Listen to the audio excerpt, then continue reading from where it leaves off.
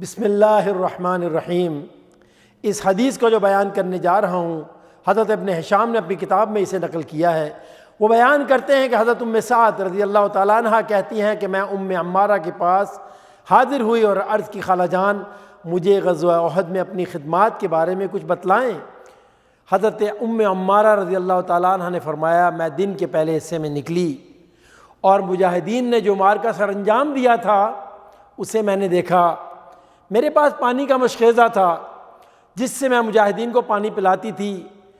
جب میرا گزر رسول اللہ صلی اللہ علیہ وسلم پر ہوا، آپ صلی اللہ علیہ وسلم اپنے صحابہ کرام کی حفاظت میں تھے اور اس وقت جنگ کی صورتحال مسلمانوں کے حق میں تھی، لیکن جب مسلمان منتشر ہوئے تو میں رسول اللہ صلی اللہ علیہ وسلم کے قریب پہنچ گئی اور آپ صلی اللہ علیہ وسلم کے سامنے سینہ سپر ہو کر لڑنے لگی اور تلوار سے آپ کا دفاع کیا میں نے۔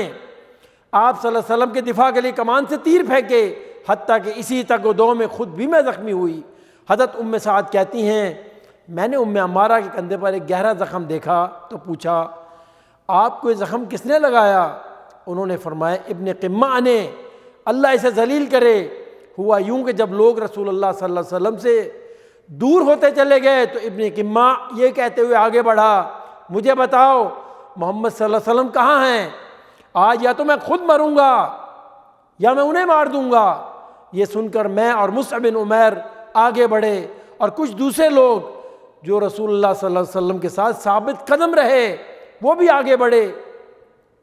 اس وقت مجھ پر ابن قمہ نے وار کیا، میں نے اس کے جواب میں اس پر کئی وار کیے، لیکن اللہ کا دشمن اس روز 2 زرے پہنے ہوئے تھا، اس لیے میرے وار سے بچ نکلا۔ اللہ اکبر، کیا شان تھی صحابہ کی اور کیا شان تھی ان کی جان نثاری کی کہ آپ کے اوپر پروانہ وار اپنی جان نثار کر دیتے تھے۔ ناظرین کرام، سامعین کرام، ہم دیکھتے ہیں کہ آپ صلی اللہ علیہ وسلم پر اپنی جان نچھاور کرنے والے صرف حضرات صحابہ ہی نہیں تھے، بلکہ اس دور کی جو پاک بات خواتین صحابیات تھیں وہ بھی کسی حال میں ان سے پیچھے نہیں تھیں۔